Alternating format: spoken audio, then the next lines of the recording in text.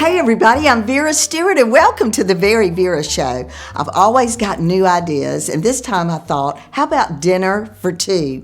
You know, there's times of the year where that's very important, whether it's a birthday, anniversary, or just you want to do something special for a friend. So today we are going to do 3 great recipes. We're going to start with the vanilla creme brulee. This is the dessert everybody orders in the fancy restaurant, but guess what? It's not that hard to do. And then Marry Me chicken. All right, that's been around for about 10 years now, and I've really never tried it. And in preparation for this, I thought, I'm going to try that recipe, and it is so good. And then finally, an Italian green salad. It is a different recipe. The dressing is amazing. I think you'll love it. And Replacements Limited is helping me today pull off the theme from my special person. So let's get started on that creme brulee.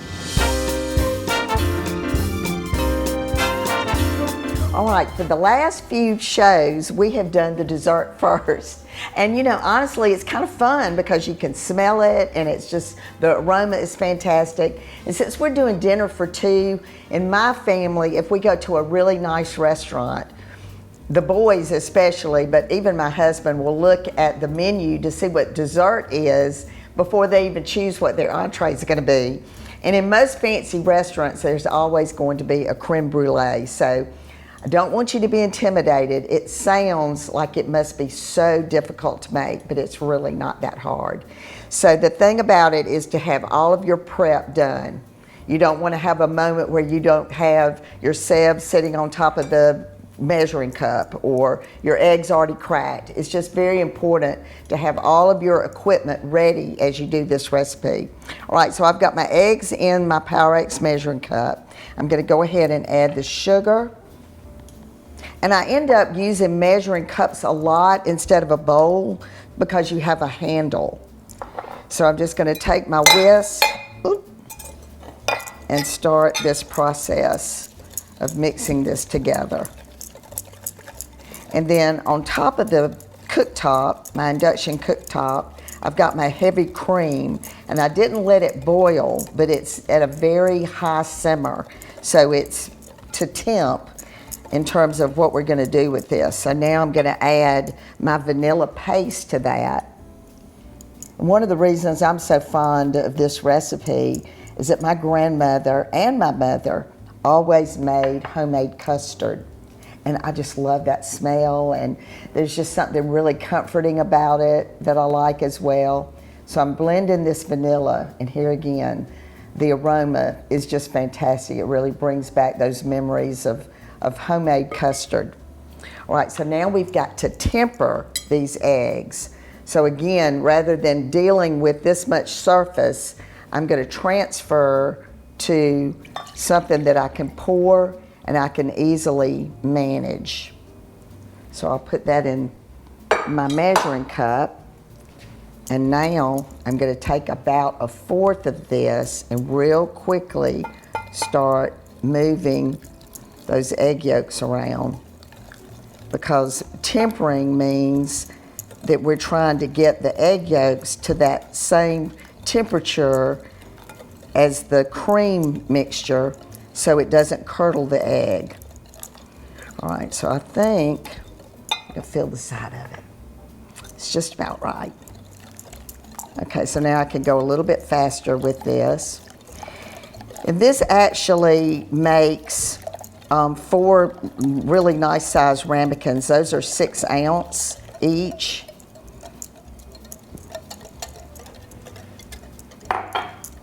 So this is mixed together. All right, so I've got a baking pan. I'm going to put this through to get any lumps that I might have missed in the mixing process. So just go slowly, and there are a few, you can see them, but this keeps it very velvety and smooth. And the thing about a creme brulee is it's flavors that everybody loves, and it's not real heavy, and you don't have to have a large portion. And honestly, like I said, don't think that you can't have it unless you go to a fancy restaurant, because we're doing something really special right now for dinner for two. All right, so I'm going to line up my ramekins. And again, because I'm using Pyrex measuring cup, it makes it a lot easier to work with. So we're gonna pour this in. And then I've got my tea kettle on my cooktop. And once I have these in the pan, I'm gonna get that hot water in the pan. And that's part of the baking process on this, is you've got a lot of moisture and steam as it's baking in the oven. And this goes in a 300-degree oven for about 30 to 40 minutes until it's done. And it'll still be a little wiggly on the inside when you take it out of the oven. So I'm just gonna make sure I've got an even amount going across. All right, that's looking good. All right, so I'm gonna get these in the pan, get the water poured on top, get those in the oven, and it couldn't be a special dinner for two if it wasn't Marry Me chicken. I cannot wait to share this recipe with you. Come back in just a minute.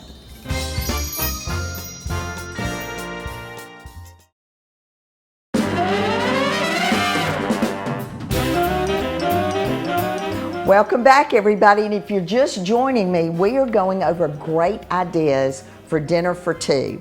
Dinner for two can be your spouse, your significant other. It could be your grandmother that you want to do a one-on-one with her and really impress her. So these are recipes that we think are perfect for that sort of special occasion, birthday, anniversary, just something special. So we've already got the creme brulee in the oven. It smells amazing in here. And now we're starting on the Marry Me chicken. So this whole concept started about 10 years ago when someone, a video producer, tried a dish, and it was a chicken dish very much like this, and he said, you know what, I would marry you for that chicken. And it just blew up. Everybody started calling that particular dish Marry Me chicken. So honestly, this is not something I grew up having or making even as a newlywed or as a mom. But I absolutely love this recipe, so I wanted to share it with you. So we had a little bit we had to do in advance. So I bought the chicken breast, and of course now a chicken breast is huge. So we like to make it into cutlets. So just put the chicken breast on top of the boneless, skinless, on top of your cutting board, and put your hand on top of it. And then you're gonna have to use a really sharp knife. And I start by making just a nice slit, and then I'll turn it on its side and kind of do it like you spatchcock a chicken, where you're just doing a little bit at a time, open it up and then cut it in half. And then to make it even better, I pounded it down with a mallet, put a piece of wax paper on top, and this actually breaks up the muscle in the chicken breast and makes it more tender. It also gives you a perfect consistency across as to how thick that chicken breast is.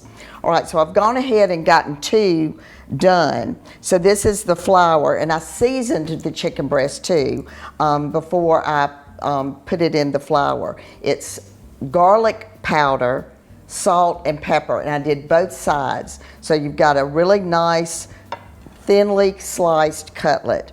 Now I've dredged it in the flour, and I've got my oil and butter, olive oil and butter in the pan, and I dredged this really well. So I'm gonna just get these fried up. It takes about 2 minutes a side. And I'll run this one through. So this part of it you can kind of do in advance and do the sauce, you know, later to go on top of it. But this part you could get done, you know, ahead. So like I said, this is going to take about 2 minutes aside. All right, so those are beautiful and golden brown, and they're not all the way done, but remember you're putting this in the oven to bake with this delicious sauce that we're going to make. All right, so I've got the drippings in the pan, which of course were the butter and the olive oil, and now we've got the good crust from the chicken, which is part of the flavor in this as well. So I'm going to add garlic, a little bit more butter, can't help it. And once that is combined, then I'm going to make a roux with a little bit of flour. Oh, I wish y'all were with me right now. This smells so good. So, you know, this is one of those that all the flavor in this and the way that it's prepared is so old-fashioned. I could probably tell you that my grandmother invented this recipe, but she did not. But it's just really delicious. All right, so let's add the flour to that, a little bit at a time, and I've got my heat on medium-low. So see how this is coming together? And now we'll start adding some chicken broth slowly. I'm really utilizing those Pyrex measuring cups today for sure. Turn this down just a little bit more. And I'm using the back of my spoon to kind of scrape up some of those bits of crust that stuck to the bottom because it's loaded with flavor.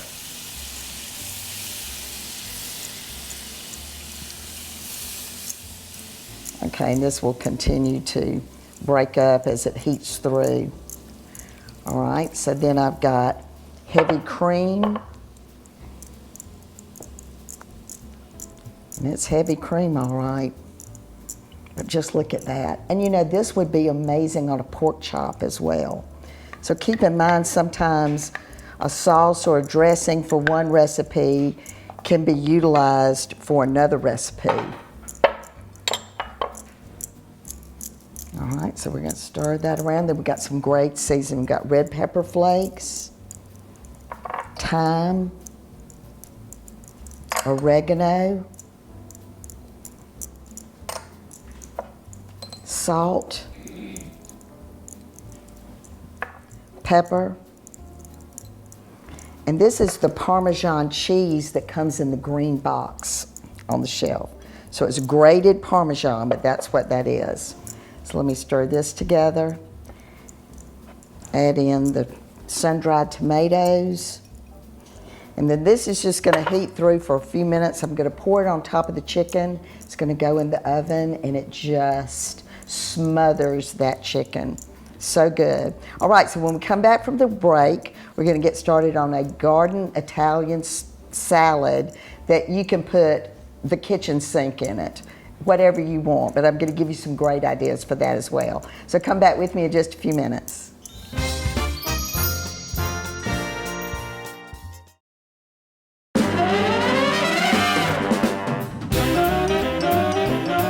All right, suggestions on this show have been, do something nice for someone special. Do the one-on-one with somebody that you love, whether it's your husband, your significant other, your grandmother, one of your children that you never see and you just want that one-on-one time with them. This is the perfect meal to do that. And you really can do so much of it in advance. You know, the creme brulee can be made the day before. That's come out of the oven, it's gonna be delicious. And then the Mary Me chicken that's in the oven now, you can do that and put the aluminum foil over it and bake it the next day as well. So this is a delicious salad. I'm actually making this in a larger quantity than I need because it'll last in the refrigerator for so long. So the other tip that I want to give you is when you're doing something like this, and we spoke about it, about the creme brulee, have all of your ingredients measures. You don't have to have these little cute glass dishes like we have for the show, but have all of your ingredients there, lined up, your measuring cup that you need, your measuring spoons, whatever you need, so you can take it in the order that it's intended for it to go. I think it's very important. The other thing is this cruet that we spoke about a couple of shows ago, and we had so much feedback on it. And the reason I love it is because the old school cruet that you would buy when you did Italian dressing mix, and they sold the cruet with it, but the top of it is like that big around. So this is easy to work with. And then it screws on and it's fairly attractive. And so you can easily use it on the table. But I can get all of these ingredients in there with no problem. So I'm gonna add in my olive oil, red wine vinegar. I've got Parmesan cheese, and this is from a block of Parmesan cheese. And I used my brulee grater, which is right here. That really takes me back. I've got water, Italian seasoning, salt, Dijon mustard. Always have your little spatula handy to get that out. All right, then we've got pepper, salt, and red pepper flakes. And we're just going to put this on the top. Make sure that your little disc is shut, and then you can just shake that up. So now let's get started on the salad. All right, so we've got some pretty mixed greens. We're going to add in these little baby pepperonis, some mozzarella.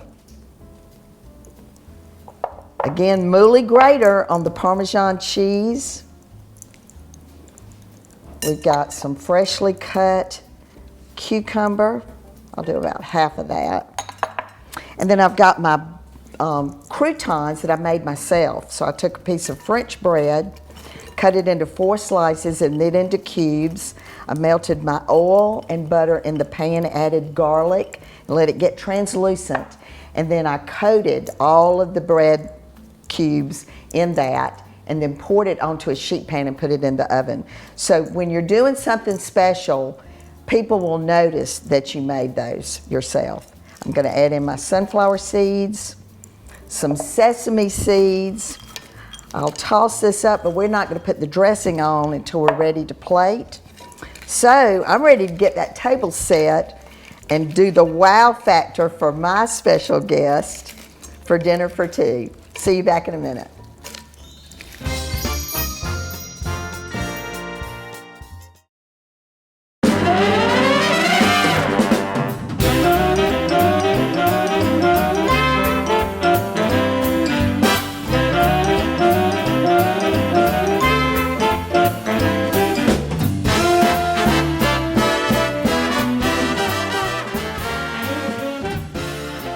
All right, so we have pulled off dinner for 2 in high fashion, and I'm so excited. I've never really done anything like this for my husband, so I'm really think he'll appreciate it, and we'll have so much table conversation because the table is full of memories.